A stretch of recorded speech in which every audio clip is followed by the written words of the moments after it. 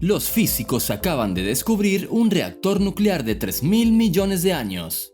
El físico Francis Perrin estaba en una planta de procesamiento de combustible nuclear situada en el sur de Francia, pensando para sí mismo, no puede ser. Era el año 1972. Por un lado, había un pedazo oscuro de mineral de uranio radiactivo natural, extraído de una mina en África. Por otro, datos científicos aceptados sobre la proporción constante de uranio radiactivo en el mineral. Tras examinar este mineral procedente de una mina en el Gabón, se descubrió que contenía una proporción de uranio 235 inferior a lo habitual, pero lo suficiente para que los científicos se detuvieran a darle vueltas a la incógnita. Si te gusta este tipo de contenido, suscríbete a nuestro canal, es gratis. La primera respuesta lógica que encontraron los físicos para una proporción de U-235 tan inusual fue que no se trataba de uranio natural. Hoy en día todo el uranio natural contiene 0.720% de U-235. Si lo extrajéramos de la corteza terrestre, de rocas lunares o de meteoritos, nos encontraríamos con esta proporción, pero aquel pedazo de roca de Oklo contenía únicamente un 0.717%. ¿Qué significaba aquello? En un primer momento, la única opción que se les ocurrió a los físicos fue que el mineral de uranio había experimentado fisión artificial, es decir, que se había provocado la división de algunos de los isótopos U-235 en una reacción nuclear en cadena. Esto podría explicar por qué la proporción era más baja de lo normal. Pero tras realizar análisis complementarios, el señor Perrin y sus colegas confirmaron que el mineral de uranio era completamente natural. Todavía más asombroso fue descubrir la huella de productos de fisión en el mineral. Los físicos llegaron a la conclusión de que el mineral de uranio era natural y además había experimentado fisión. Solo había una explicación posible. La roca era la prueba de que hace más de 2.000 millones de años se produjo fisión natural. Después de efectuar más estudios, incluidos exámenes in situ, descubrieron que el mineral de uranio había experimentado fisión por sí mismo, explica Ludovic Ferrier, conservador de la colección de rocas en el Museo de Historia Natural de Viena, en el que se presentara al público una parte de la curiosa roca en 2019. No cabía otra explicación. Para que este fenómeno pueda haberse producido de forma natural, estos yacimientos de uranio en África Ecuatorial Occidental tenían que contener necesariamente una masa crítica de U-235 para iniciar la reacción.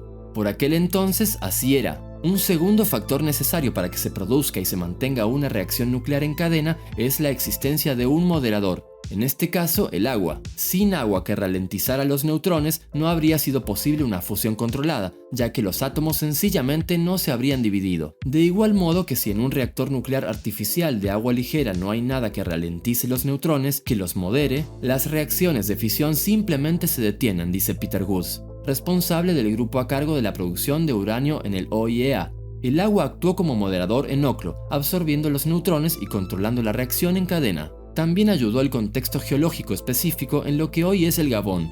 Las concentraciones químicas de uranio total, incluido el U-235, eran suficientemente elevadas y sus yacimientos tenían suficiente grosor y tamaño. Por último, Oklo fue capaz de sobrevivir al paso del tiempo. Los expertos sospechan que pueden haber existido otros reactores naturales en el mundo, pero habrán sido destruidos por procesos geológicos, se habrán extinguido o habrán sufrido subducción, o simplemente no se han descubierto todavía. Lo que lo hace tan fascinante es que las circunstancias temporales, geológicas e hídricas se hayan combinado para que esto pudiera suceder, sostiene el señor Goose, y que se haya preservado hasta la actualidad. La historia de detectives se ha resuelto con éxito.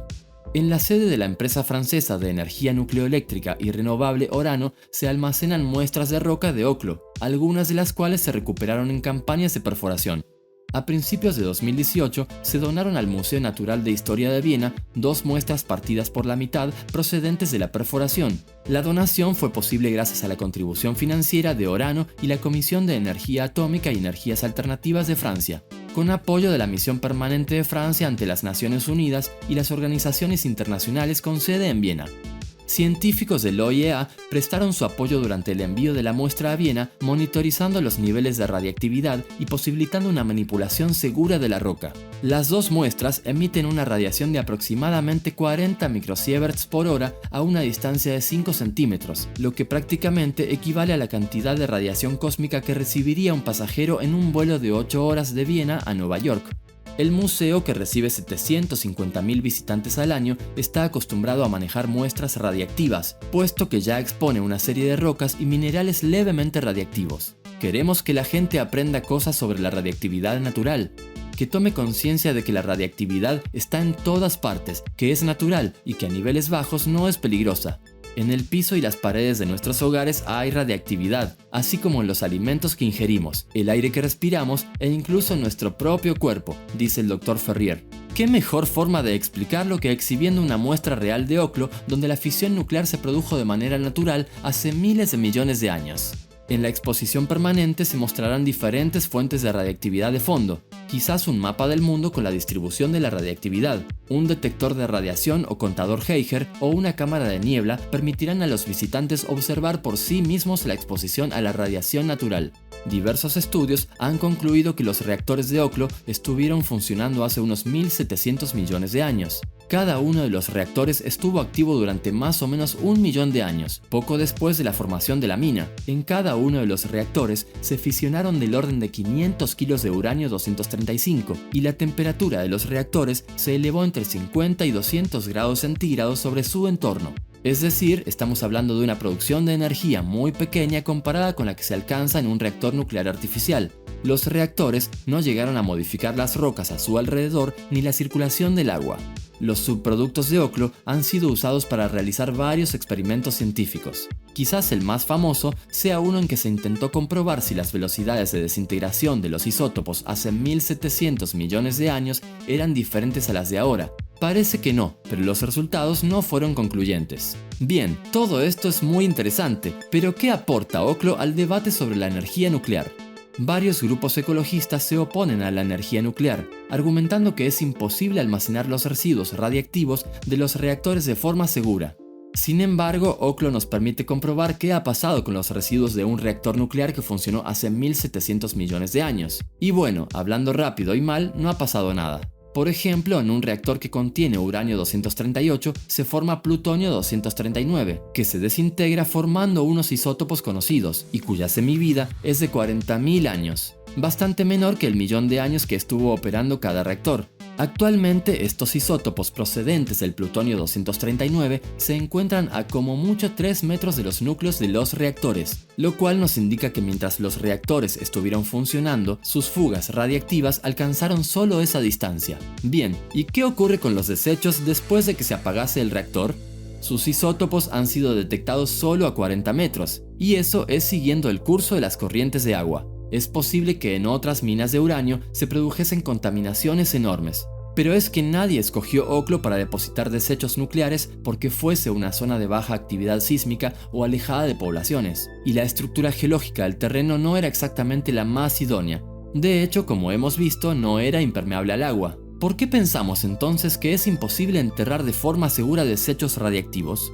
Pero para poner las cosas en perspectiva, baste recordar que en algunos pozos de agua cerca de Helsinki hay una radiactividad natural que es 1 millón de veces mayor que la normal. Es literalmente más peligroso pasear por estos pozos que visitar un reactor de oclo. Recordemos también que hay varias poblaciones construidas en mitad de minas de uranio.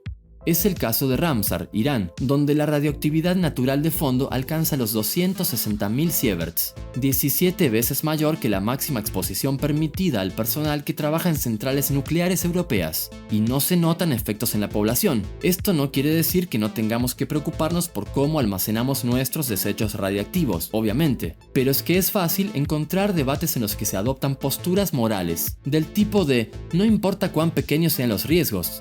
Si estos existen, no debemos hacerlo. Quizás habría que enfatizar más que los riesgos son cuantitativos, no cualitativos. Cuéntanos, si el video te ha gustado, dale like, suscríbete y no te olvides darle a la campanita para que no te pierdas próximos videos como este. ¡Hasta la próxima!